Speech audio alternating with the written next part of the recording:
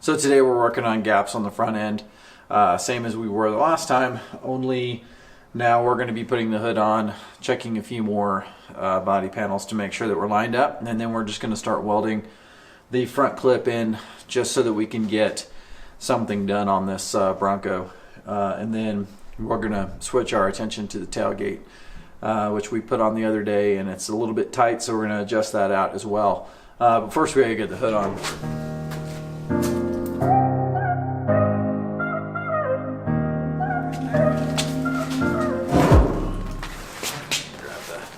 Grab the edge. There you go.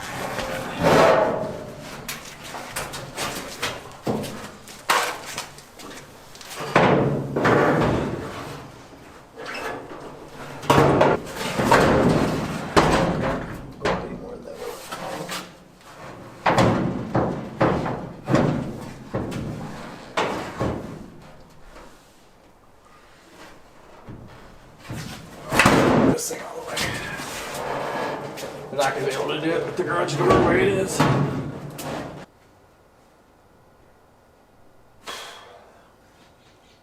Okay. All right, lesson number one. Hood will not go all the way up because of garage door. Garage door either has to be removed completely out of the garage, or we have to actually spin the Bronco around to get more ceiling height, which would be the easier of the two. So that's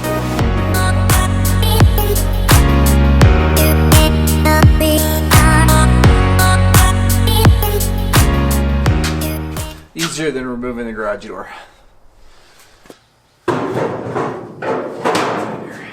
Alright, so just lean it forward. Now lean it forward. That's a big hunk of steel right there. Stop shaking it. I'm not trying to shake it. It's heavy. Oh my gosh. Okay. Good job, buddy. Alright. Alright, I got it. Ready? I got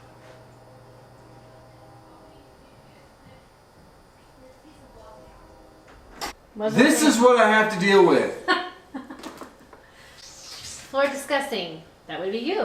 You better edit all this out. I'm gonna leave it all in. Show people what we really have to go through.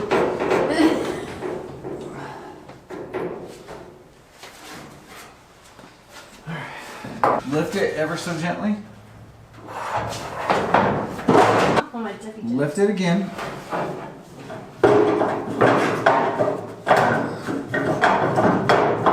Dude, come on. Okay, set it down. Oh. Yeah, right there. It's not hurting. A little faster, please.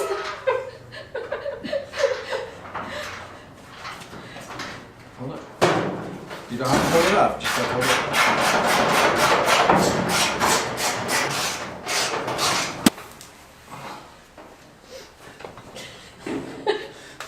Take your time, honey. Oh my gosh.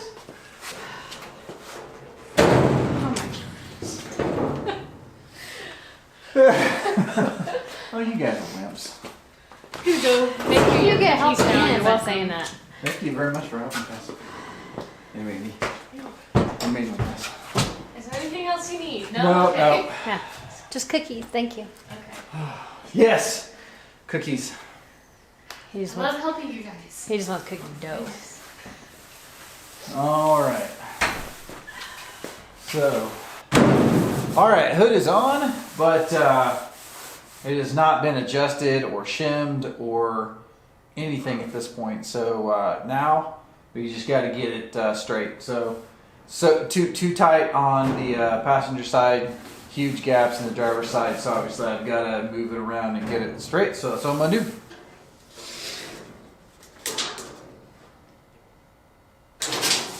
Well, I think the biggest part of the gap issue that I have in the hood is the fact that I kind of just threw together this front and didn't really mess with 1/8 of an inch here or there. And it turns out that for the front two flange bolts that go on the fenders to hold them on the Bronco to be named later, I haven't done anything with the front clip on that one. other than reinforce the metal. It was about 52 1/8 from center to center, which would, and that hood fit really well. It had nice gaps. This one from flange bolt to flange bolt, center to center, is 52 3/8. So I'm a 1/4 inch off in here, which means I need to draw the two inner fender skirts in about a 1/4 inch. And you can also see that with the way that I had it, I'm not really centered here. This is an original piece. This is a replacement piece. I wouldn't know if these two holes would be centered anyway, but you know, if I were to adjust that one to center and that one to center a little bit better, I would probably be in the money. So that's what I'm going to do. So I'm going to blow this whole thing apart again and try it one more time.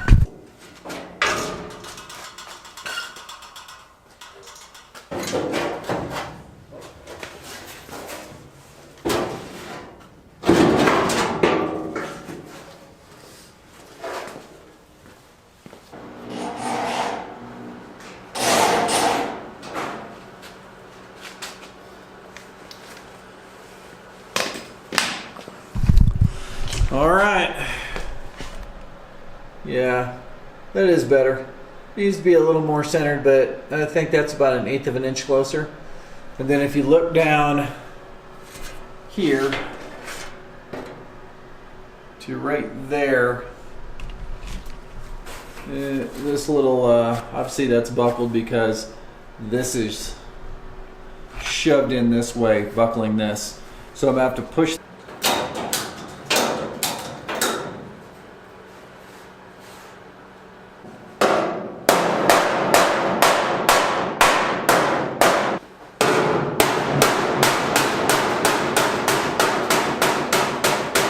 So sometimes there is hammer and dolly, and sometimes there is just hammer, and that's what we had to do here.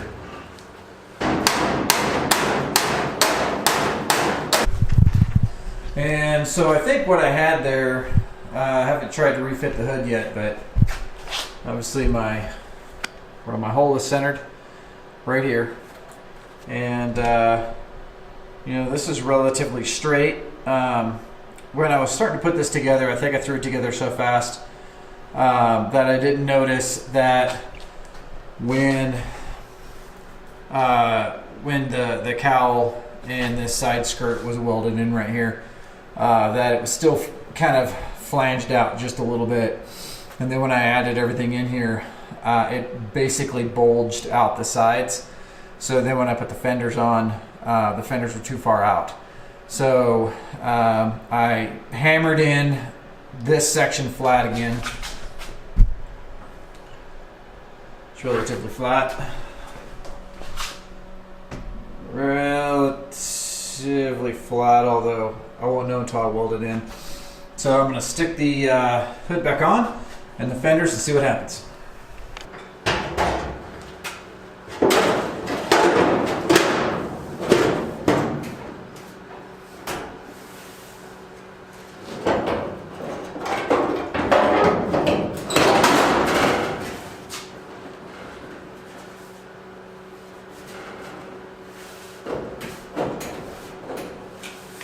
When we were looking at it in the last video, you noticed on the passenger side it was off a little bit, and I thought it was because it was a reproduction fender, but it turns out that Matt had left me a note, or maybe left future Matt a note that said missing spot weld. So I need to weld that. So what's happened is this thing is kicked up a little bit, which is not making it fit correctly. So I'm just going to take care of that while I'm looking at it, and then try to refit the hood.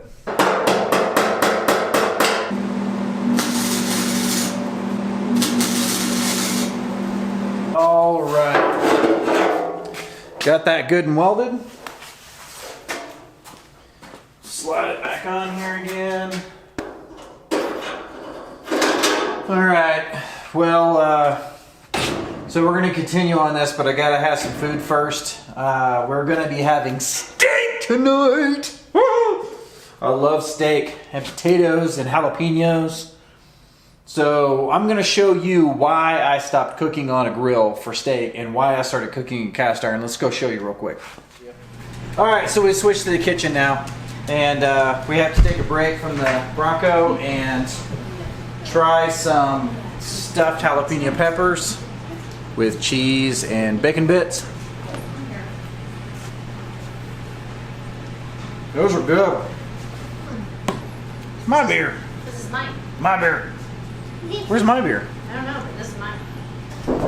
This is cooking in the kitchen with Chris. You want to be a part of it? I'm okay. So we went from Broncos to cooking. Well, you know, it is what it is. Can I be in it? You're hilarious. Can I? All right. So first you're going to season your steak any way you want. We usually just use pepper and garlic powder and some Worcestershire sauce. The secret is getting a good cast iron pan super hot enough to where when you put real butter in it, it takes off, and then off we go.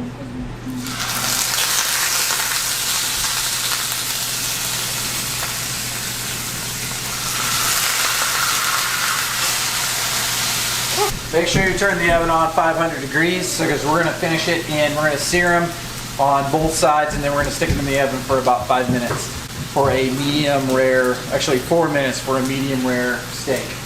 And these are New York strips, so if you have anything thinner than that, you want to cook it less. All right, we're going to drop them in a 500 degree oven. Welcome to the Mrs. Business. Would you like to drop down the order? 4 minutes, There's customer. and then they'll be ready. It has been 4 minutes. Animals. Prepare for a lot of smoke when you pull this out. Woo! And then immediately pull it out of the skillet. And let it rest on a cold plate. Would you like this? Now they've rested for 5 minutes. You can already see the juices are red, so you know you didn't overcook it.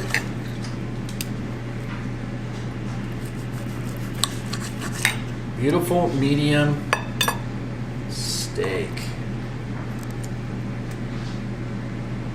Beautiful. It's got the char on the outside.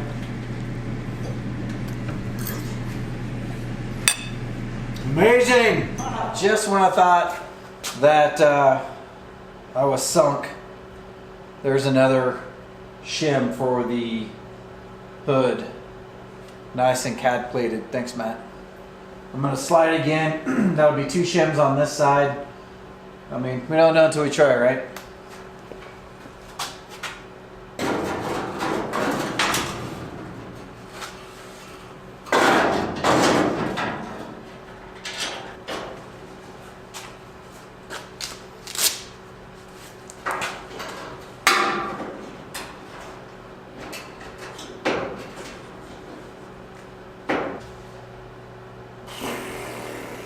So I dropped another shim in.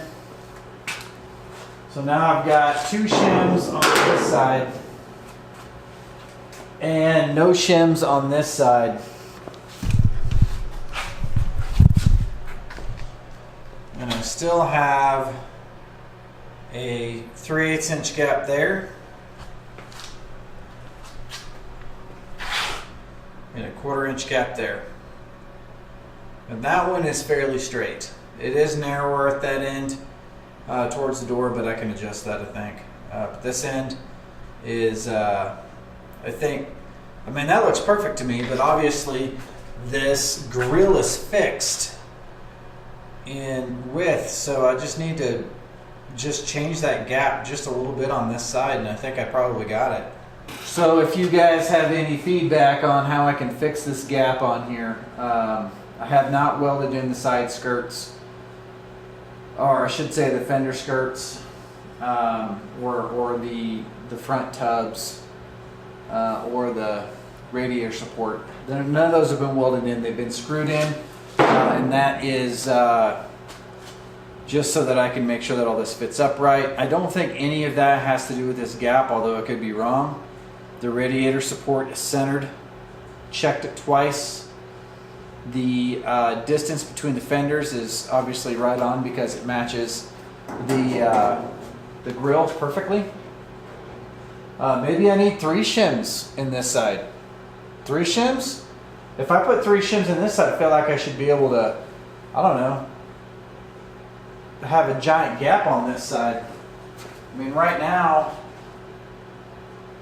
I guess the gap doesn't look too big over here, but I can't imagine having to have 3 shims in this thing. Anybody? Anybody?